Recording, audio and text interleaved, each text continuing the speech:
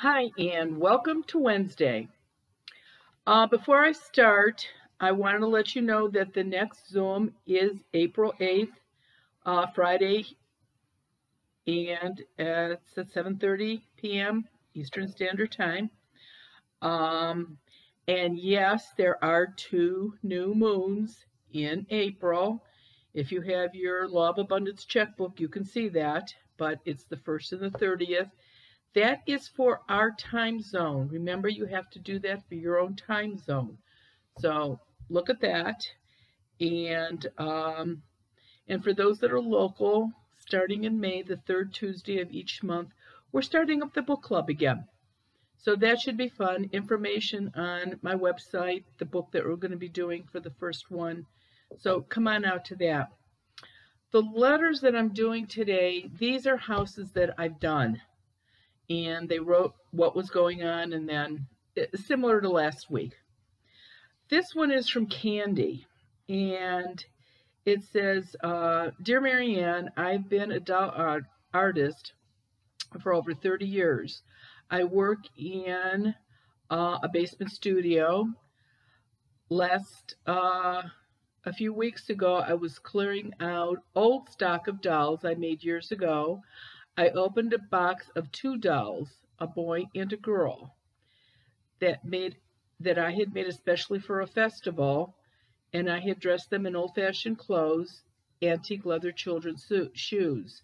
I get a lot of my stuff, a lot of my dolls, and clothes from a lot of my dolls are antiques. And as I looked down at them, and I said to myself, should I get rid of you guys? From the wall ahead of me, I distinctly, audibly heard children's laughter and a voice, and I felt it was a little boy's. No, no. Not threatening, just firm. And I thought to myself, what in the world? And I yelled up the steps to my husband, and I said, there are neighbor children in the back door in the garage. Go see what they want. I continued up the steps and met him in the back door and opened it. No one was there. Last night, I was talking with my son, and I was telling him the story, and he stopped me. Before I told him what I heard, he said, Mom, I've heard them too. Children laughing like they were upstairs in the garage at the back door. He said he had totally forgotten about it until I started telling him about what had happened. It's summer, and I have quite a few shows that I have to do, or that I had to do, and I was absolutely scared to death to go down in the basement. And you came out, and it's ridiculous, but there definitely were 2 little ghost kids there, a boy and a girl. And again, this is unusual because earthbound spirits don't usually hang out with one another, and kids are always the exception.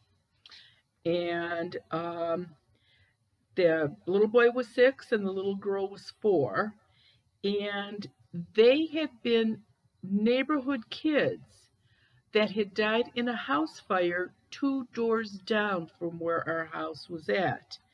And they had died in the 50s. 2 of their friends used to live in the house I'm living in. And when their mom and dad moved or never came back to the house, they moved in to this house. And apparently, most of the time has been spent here, especially when I moved in with the dolls. So yeah, anything that you buy that's used, be very careful that you don't bring somebody, home with you that's attached to whatever you bought. Antique store, flea market, Goodwill, wherever you get anything, off the curb on trash night, which I'm not fond of that. But carry sea salt. Blessed sea salt would be even better, but carry sea salt in the car with you. Anything you buy used, sprinkle a little bit of sea salt on it. If somebody is attached to it, that may be enough to knock them off where they do not follow you home. Okay, this one is from Lana. Marianne, when I spoke to you about a year ago regarding some experiences in the house that I had recently moved into, there were things moving, smells of men's cologne, electrical disturbances, sounds. When you called me, you detected two ghosts, a man and a woman. The man was around all the time, and the woman came and went. Because their presence was draining my energy and bothering my dogs, you suggested smudging or blessing the house, and I did. And that worked for for quite a while. Now I am experiencing new issues. This time things have moved right in front of me. Things that were on the wall were found laying on the floor several feet away, undamaged. They had just fallen. If they had just fallen, they would have been broken. These events made me almost laugh, like someone is playing tricks on me. I do live alone, and I pulled out the smudge stick one day and used it again. However, it occurred to me that this started again shortly after my uncle died about 6 months ago. We were very close and he passed unexpectedly. The thing is, he was a prankster, always telling jokes, card tricks, made everyone laugh. If this is my uncle, is smudging going to make him leave? I wouldn't mind if it was him.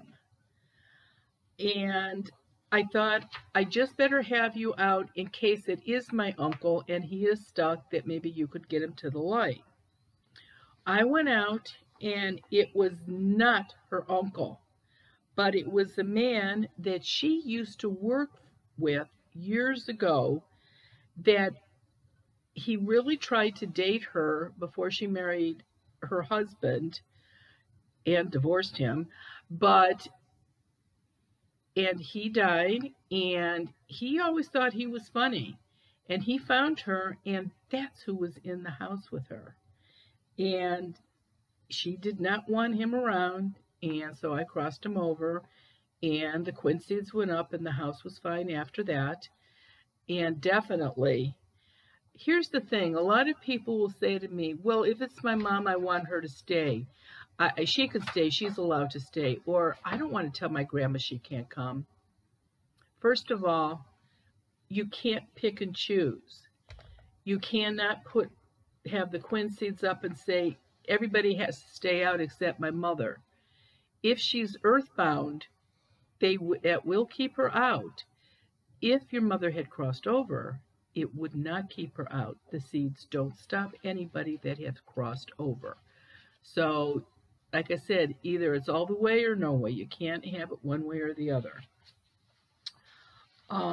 This one is from June in Michigan.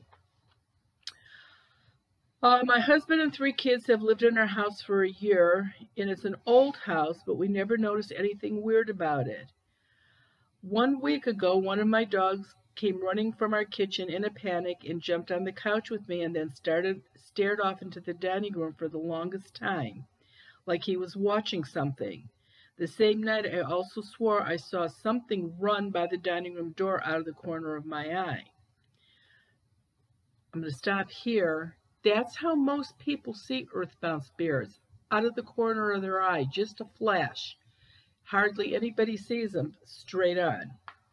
Last night, my husband said he couldn't sleep because he said he swore he kept hearing noises, and one of our dogs was barking at nothing again. This morning, when I went to get my daughter out of her crib, something else was strange. She has a motion detector.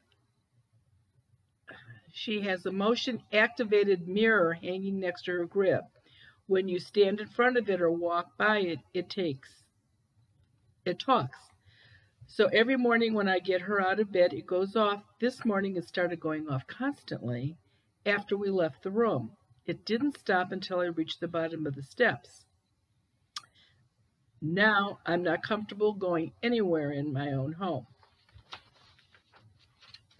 The older kids don't seem to be afraid of anything, but I have to make appointments to have both of them have tubes put in their ears because they constantly have ear, nose, throat, and upper respiratory problems.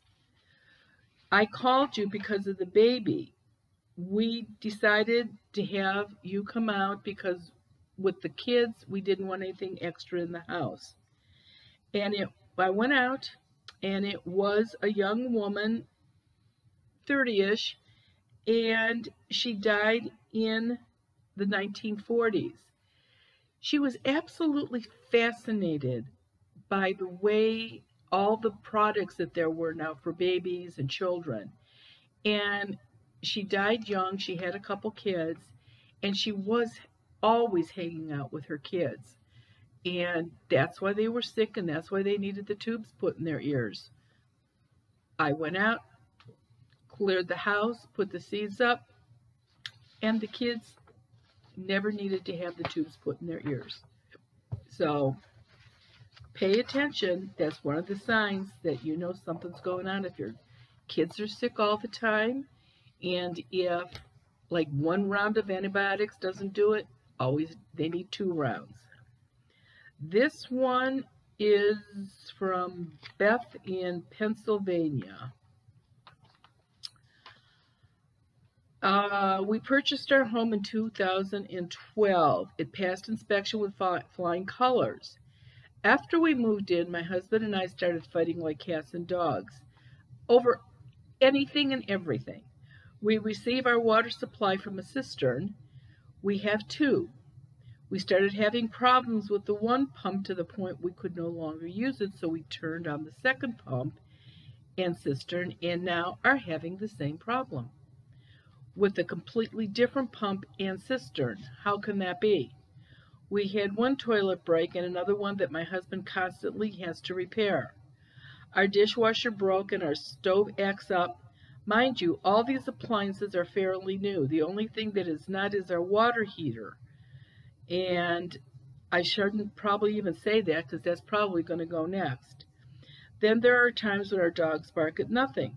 I hear knocking and footsteps. One night my husband and I were watching TV and heard a gush of water down in the basement. We went down there and saw a wet floor, but could not find where the water came from. The last and most creepy incident, we have an orchard on our property, and I was doing canning. Before I went to bed, I decorated each can jar lid with fabric and lined them up on the kitchen table to cool. When I woke up in the morning, as I entered our back room to let the dogs out, I glanced at the coffee table and saw that one of my can jars, the heaviest of them all, filled with apple pie filling, had moved from the kitchen table to the coffee table, and the top of it was off. It was sitting on your book, When Ghosts Speak. That's when I decided to call you. I figured something is definitely going on. Now, everything that this lady has described could absolutely happen. And checking back on the dates when this happened, it was definitely a full moon when the lid came off the apple pie filling, and it was also an eclipse. So this ghost had a lot of energy. There were 2 ghosts in the house, brothers who died in their 60s. They were only 30 years old. Suspected drugs. Another friend of theirs died with them, and this was his house when he was alive. And these 2 were hanging out here because they wanted the drugs that their friend had hid in the house. And they were dead for quite a while, and they had gone through the whole house, and they found them. And I asked the 2 of them, I said, "Do you want to tell me where the drugs are?" And Beth she says, "We've been through this whole house. There can't possibly be drugs in this house." She says, I can't even believe that. And sure enough, they told me where the drugs were at, and there was a panel in a closet that moved, and there were the drugs. it's interesting. Over the years, I have found a lot of stuff in people's houses. Um, Things like drugs, which I'm assuming they turned in. I left. I don't know. But I have found guns and money and jewelry and all kinds of things in people's houses. So absolutely, this goes on. The house has been fine ever since I was there. Absolutely, no problem at all. That is it for this week, and we will do it again next Wednesday. Next Wednesday, I've gotten a lot of letter about dogs, some cats, but we're going to try to do dogs next week. It's amazing how animals are so perceptive and they can pick up on this stuff. Have a great week, and everybody be safe, and we'll do it again.